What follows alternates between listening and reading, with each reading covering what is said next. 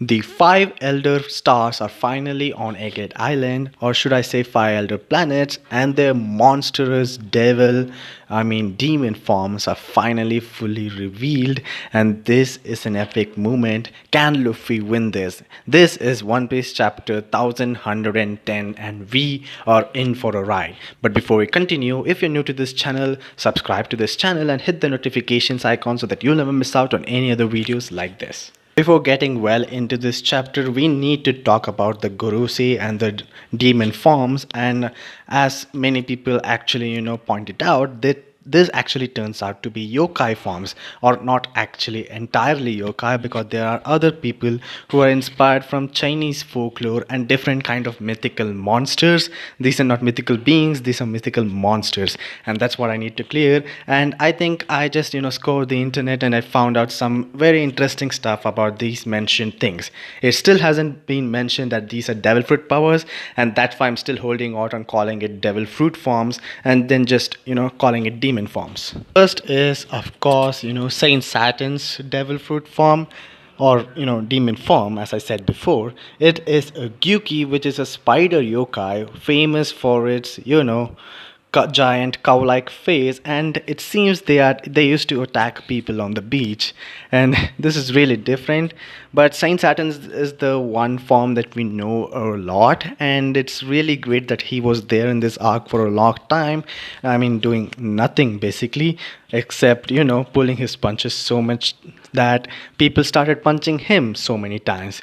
And yes, then he's here, and he basically did nothing in this chapter except looking like he's about to lose his mind, which he probably did already. Now moving on to the next Gorosei. So in among the brand new demon forms from the Gorosei, we have Saint Ethan Baron V Nasujiro, who is the god of finance, and he is here, and his devil fruit form resembles a Bakotsu, which is a skeletal yokai of a horse which was burnt alive according to mythology. And that I can see that there are various pictures of this skeletonized horse on the internet, but nothing is as cool as Mahatma Gandhi being a horse, which makes even more nonsense to me because I am an Indian and I know the entire history of Gandhi, kind of, because it's literally there in our history books. This is really thing.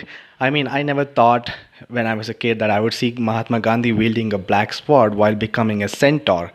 That is weird. The next one on the list, it's an Itsumade, and that is the form of Saint Marcus Mars. And Itsumade, according to mythology, is a creepy bird yokai with a human face and a snake-like body, which we can actually kind of see in the Itsumade form of Saint Marcus Mars. And Marcus Mars is terrifying in this form. This is basically my second favorite form, I guess. I think I like all the designs for probably the Gorosei, except Jupiter's. I don't really like the Jupiter's version, but yes, I do like everything else. Yes, even Topman Valkyries is nice, and this is amazing because of many things. According to mythology, this one feeds on people suffering, and he is here flying high above the ground, seeing people suffer, which is really cruel, and I love that. Saint Topman Valkyrie's demon form is a Hoki, which is a boar, a warthog or something like that, and it's a mythical thing that happened, and it's derived from Chinese folklore, and it is the first one on the list that isn't a yokai like the rest of the three. That is different because this one, I mean, we haven't seen anything done by Valkyrie in this chapter, but I'm pretty sure he will be doing something in the next and upcoming few chapters. And also, based on some of the mythical things, I mean, the pictures of this Hoki on the internet, it seems like this boar might actually have flames on its back, just like King's thing. I'm trying to make some weird blind connections here, I know that, but what if I am right? Although I don't think this is like my second least favorite of the, and looks like Ichiro Oda was watching Dune last week, because we have this one, Jupiter's form, which is my least favorite out of all the five Gorosei, and that is a sandworm. Yes, he's a worm. And guess what? He's also the Minister of Agriculture, so I guess it just makes sense. So this sandworm is a different thing. It's basically a legless dragon, basically a worm. So yes, I guess it also has some mythical powers that we don't know of yet. That we've seen this, and many people are still comparing it to the Dune. Although I'm pretty sure Oda came up with this on his own without actually watching Dune, or who knows, maybe he did watch the first part of the film and decided to put it here. Also, an update for those of you fearing that Vegapunk's message will probably take almost at least half a year to be, published in the manga. But I guess we are having good news because it's been just 2 chapters since we did that, and already 3 minutes have passed because Vegapunk confirms that we have 7 more minutes left. And I think at this rate, there's going to be, faster consequences, and we might probably have the truth of the ancient kingdom in probably 2 or 3 months. Well, according to my calculations, at least. Also, I'm really scared of many other things happening in the background, especially it seems that the Nami, Chopper, and Usopp group have actually stopped the Sunny from actually falling down. I mean, Usopp did the most heavy lifting, so yes, W Usopp, because he used some bamboo kind of stick to stop the ship, and Brook is like, well, it kind of happened, everything's fine, right? I mean, it's classic Brook. I really like the banter happening in background, but this actually scares me, and now that the 5 elder planets are already here, I'm scared of one thing. That is the repeating of Sabaody arc, because it might look like the Straw Hats are gonna get separated again, but and not in a more terrible fashion way. I think half the crew will go to Elbaf, the weaker ones, and the other half the crew will stay here trying to fight it.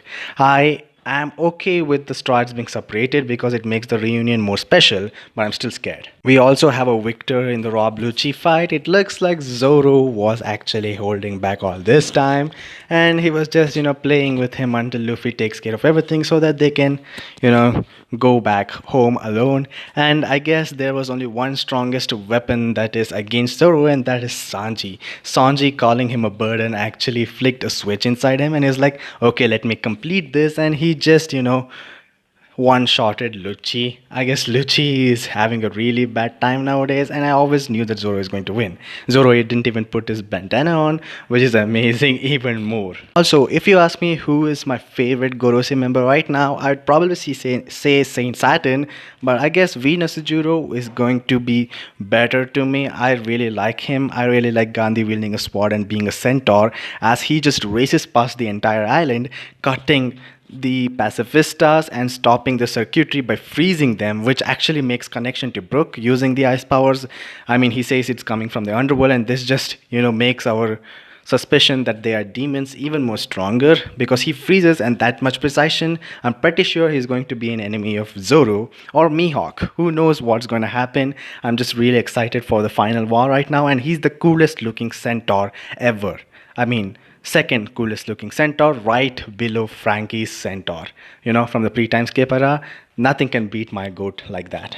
And since I talked about Zoro's enemy being Mahatma Gandhi, Venus Juro, I just keep confusing myself with them. So yes, we think Sanji might have a new enemy. Sanji right now, who is running with Vegapunk Stella, might be facing off against Marcus Mars because he's right there above him. He's flying and looking at it. Either he could be just looking at everything and just feeding on sorrow, or he's just going to attack Sanji and Sanji is having to deal with him. Zoro and Jinbei might be against the horse racing centaur, and we might even have so many team ups. Frankie is also on his way back to the ship. I don't know if Frankie is going to stay, but I would really love for these 5, Luffy, Zoro, and Sanji, to stay back. Well, at least the Dune thing is happening again because Mr. Sandworm, aka Jupiter, goes back inside the sand and tries to attack Luffy and trying to eat him. I wouldn't do that. I mean, ask Kaido what happened the last time when Luffy actually ate him. He became a balloon. If you really want that, you can do it, but I'm really happy with the events that take place afterwards. As much as I would have loved, Luffy to become a balloon and turn Jupiter into a balloon, this is really nice when we see Dory and Broggy coming to, help Luffy, which I don't know, it's been so forever since they saw each other, and them all 3 laughing together. It's such an amazing set of panels because we've always seen the giants laugh together, which is what I love about them. And they also use an attack which basically means, the child of the sun, which is basically kind of referencing Luffy. I guess they know Nika and they worship Nika so much. I'm really excited for the lore about Nika and Joy Boy and everything that's going to be revealed revealed in Elbaf. I'm really excited. Also, this also waves a red or death flag to me that Dory and Brogy might die, because this is the five elder planets here that we're talking about, the highest of the highs of villains in One Piece. But I'm also glad that it's not just Dory and Brogy. We saw in a panel earlier that the other two giants were actually also walking with them. So I guess there are other giants here that Luffy will also fight alongside. I just want Luffy to pull another Gomu Gomu no giant move so that he also becomes a giant and fights them, because they are terrifying. I can't lie, they are terrifying. The five elder planets are. And that's it for the chapter, guys. I hope you enjoyed this video. If you did, give this video a thumbs up and subscribe to my channel. And also, we have a new cover story, and it's about to be Yamato focused in the Wano, as she or he is going to, travel across Wano just like Odin did. I guess it's going to be exciting. I don't know if we're going to get some new info, but I'm really hoping they would do that.